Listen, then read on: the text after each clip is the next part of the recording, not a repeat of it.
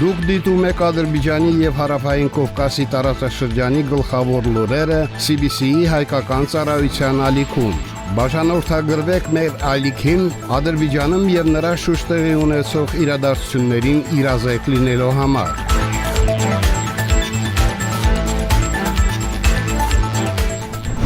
Այսօր մարտի 19-ն է, օրվա կարևոր լուրերը CBC-ի հայկական ծառայության եթերում։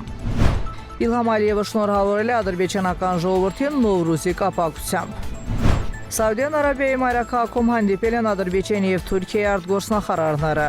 Խոջավենդի բնակիչները վերադառնում են հայրենիք։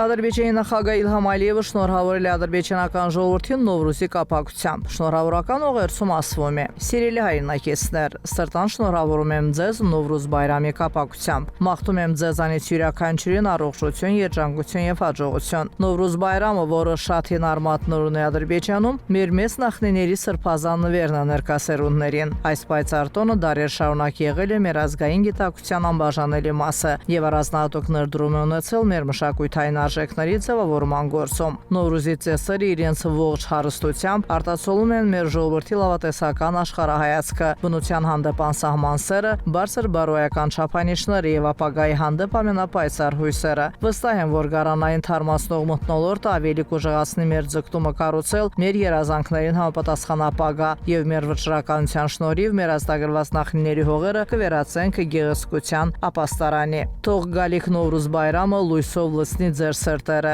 ձեզ բոլորիդ պարգևի հաճելի գարնանային տրամադրություն եւ խաղաղություն, բարգավաճում եւ առատություն բերի ձեր տներին եւ օջախներին։ Շնորհավոր Նովրուզ։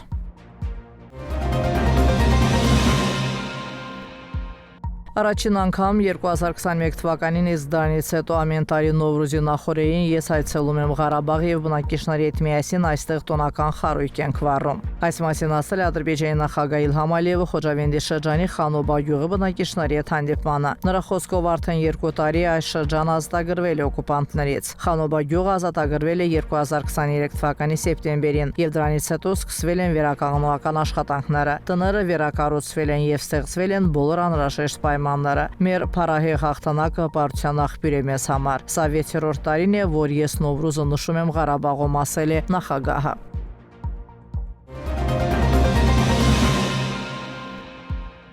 Ադրբեջանի արտաքին գործերի նախարար Ջեյհուն Բայրամովը Սաուդյան Արաբիայի մայրաքաղաք Էրիադում հանդիպել է իր թուրք գործընկեր Հական Ֆիդանի հետ։ Այս մասին նշված է Թուրքիայի արտաքին քաղաքական գերատեսչության X սոցիալական ցանցի էջում։ Հանդիպման մանրամասները չեն հրապարակվել։ Հիշեցնենք, որ Բայրամովը աշխատանքային այցով մեկնել է Սաուդյան Արաբիա։ Այցի շրջանակներում նախարարը մասնակցել է մի շարք երկրների արտգործնախարարների տարածաշրջանային անվտանգության եւ կայունության հարցերով խորհրդակցական հանդիպմանը։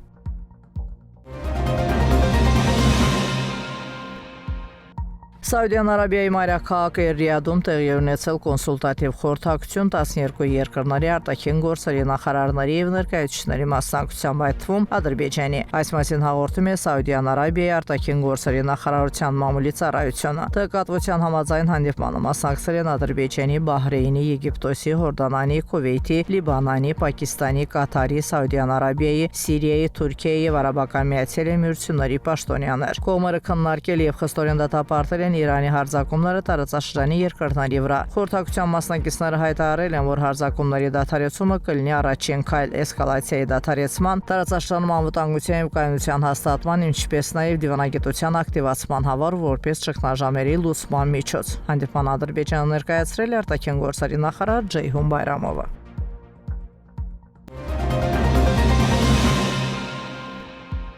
Ադրբեջանի նախագահ Իլհամ Ալիևի կողմից նախաձեռնված մեծ վերադարձ պետական ծրագրի շրջանակներում նախկին ներքին տեղահանվածների հերթական խմբերը մեկնել են Խոջավենդ քաղաք եւ Խոջալույի շրջանի Խանաբադ գյուղ։ Այս մարդիկ նախկինում ժամանակավորապես տեղավորվել էին երկրի տարբեր մարզերում տեղակայված հանրակացարաններում, առողջարաններում, մանկական ճամբարներում, անավարտ եւ վարչական շենքերում։ Այս փուլում Խոջավենդը վերադարձել 46 ընտանիք, 177 մարդ, իսկ Խանաբադ գյուղ 19 ընտանիք, 89 հոգի։ Ադրբեջանի նախագահ Գերագույն գլխավոր հրամանատար Իլհամ Ալիևի գլխավորությամբ հայրենական պատերազմում ադրբեջանական բանակի տարած փայլուն հաղթանակի արդյունքում նախկին ներքին տեղահանվածները հնարավորություն են ստացել 30 տարի անց կամավոր, անվտանգ եւ արժանապատվորեն վերադառնալ հայրենիք։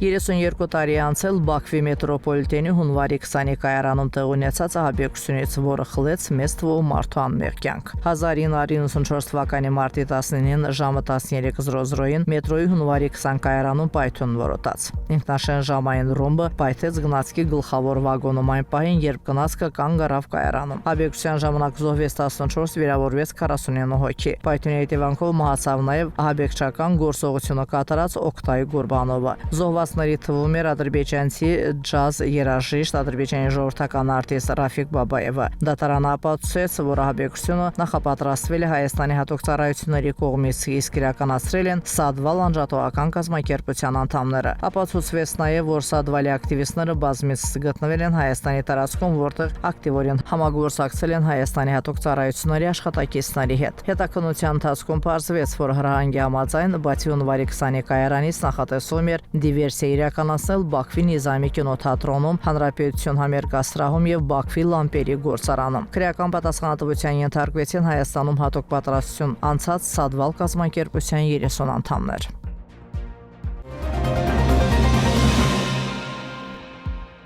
Իսրայելը հարվածել է իրանական ռազմածովային հրթիռային նավակներին Կասպից ծովում։ Այս մասին սոցիալական ցանցում հայտնել է Axios-ի թղթակից Բարակ Ռավիդը հղումանալով իսրայելցի պաշտոնյայի։ Աղբյուրը տեղեկացրել է, որ թիրախավորվել է 5-ից ավելի նավ։ Հիշեցնենք, որ Ամերիկայի Միացյալ Նահանգները եւ Իսրայելը փետրվարի 28-ին ռազմական գործողություն են սկսել Իրանի դեմ, որի արդյունքում զոհվել են Իրանի գերագույն առաջնորդ Այաթոլլա Ալի Խամենեին եւ մի քանի բարձրաստիճան պաշտոնյաներ։ Ի պատասխան Իրանը հարվածներ է հասցրել Իսրայելին եւ այն երկրներին, որտեղ տեղակայված են ԱՄՆ եւ դաշնակիցների ռազմական բազաներ՝ Սաուդյան Արաբիա, Կաթար, Արաբական Միացյալ Էմիրություններ, Օման, Բահրեյն, Իրաք եւ Կիպրոս։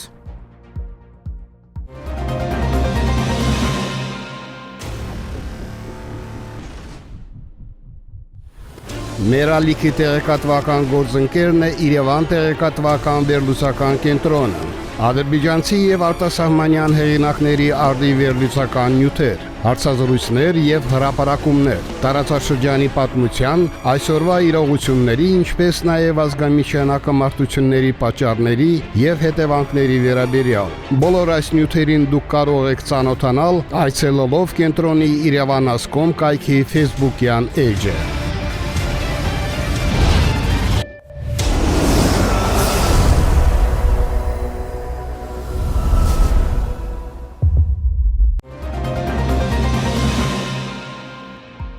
Հայաստանը կանգնած է լուրջ ժողովրդագրական եւ սոցիալ-տնտեսական մարտահրավերների առաջ։ Աշխատատեղերի պակասը, ցածր եկամուտները եւ ապագայի հանդեպ անորոշությունը շատերի ստիպում է լքել հայրենիքը, փնտրելով ավելի կայուն ու ապահով կյանք արտերկրում։ Դատարկման եզրին է կանգնած Շիրակի մարզի Հովտում բնակավայրը։ Գյուղացիները բողոքում են, որ դպրոցի փակումը, արտագաղթը եւ անորոշ ապագան սպառնում են գյուղի գոյությանը։ Մեր տարի հետս գյուղն այս գոյություն չի ունենա։ Քանդում են այս գյուղից, ընդիր գյուղ էր, դարին ժողովուրդը լեռի հիասթափվելով փախան գյուղից։ Եկուս դուք եք երտակ, մյուսն եք երտակ։